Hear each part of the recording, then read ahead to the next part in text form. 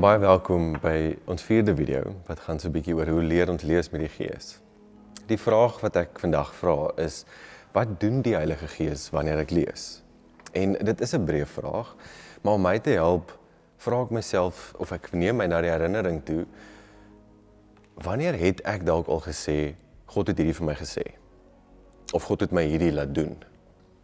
En dit is 'n baie breë stelling, of 'n baie groot ding om te sê, maar wat my eintlik daarmee help om daar te dink, is meer dat God my help om te onderskei wat gebeur. Want ek moet sê, ek voel baie keer 'n klomp baie ernstige gevoelens. En ek het onderskeiding nodig om te bepaal, is dit van God af, of is dit iets wat ek nou maar net voel? Om eerlik te wees, gebruik ek nooit die woorde, om te sê, God het my gesê, ek moet die volgende sê nie. Wat ek wel doen, is wanneer ek 'n ernstige gevoel het, dan is daar 4 goed, wat vir my baie belangrik is. Die eerste is, om vir myself te sê, dat ek kan nie iets voel, wat teen die Bybel gaan nie. So die Gees lei my, binne in Bybel lees, om dit wat my ervaring is, wel te weeg aan dit wat alreeds in die Bybel staan. Soos byvoorbeeld, ek lees van moord in die Bybel. Ek lees van kwaad word. Ek lees van mense wat ver weg trek. En nou moet ek seker maak dat ek vat nie dit asof dit nou vir my gesê is nie. Ek gaan weeg dit aan dit wat Jesus alreeds gesê het, hoe Jesus geleef het. So, eerste ding is, ek weeg dit aan die Bybel self. 'n Tweede ding waarmee die Gees my help is, ek weeg ook dit wat ek lees in die Bybel in my eie gebedslewe. Ek is 'n voorstander van vrede, en dat vrede moet my lei in my interpretasie ook van die Bybel.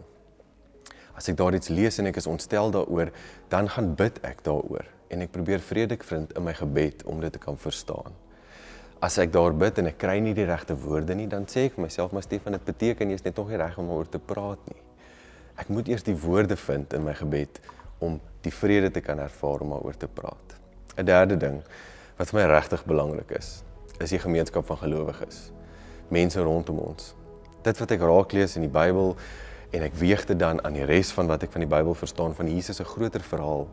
En ek gaan dan ook in my stilte tyd in en ek weeg dit daar om seker te maak dat die vrede lei my. Ek bring dan daardie gevoel, daardie ernstige gevoel wat ek dink God vir my gee, bring ek na die gemeenskap van gelowiges toe. Meeste van die tyd mense wat ek vertrou, dat hulle ook 'n pad met die Here stap. Dis dalk 'n ander dominee, dis baie keer 'n ou oom of 'n ou tannie in die gemeente wat meer wysheid het as ek. En ek deel met hulle wat ek voel, en ons vorm dan saam aan daardie ervaring. Ons probeer uitbluis, wat is dit wat ek regtig voel? Wat lê onder dit? So ek wil jou uitnooi, wanneer jy dalk die gevoel kry dat God sê vir jou iets, of God wys vir jou iets, of God maak iets vir jou bietjie meer duidelik, wil ek jou vra, het jy al dit geweeg aan Jesus self, of in jou eie gebedslewe? Of het jy dalk al dit bespreek met 'n gelowige, iemand wat 'n bietjie meer wysheid het, of iemand wat jy vertrou? Dis die moeite werd, probeer dit.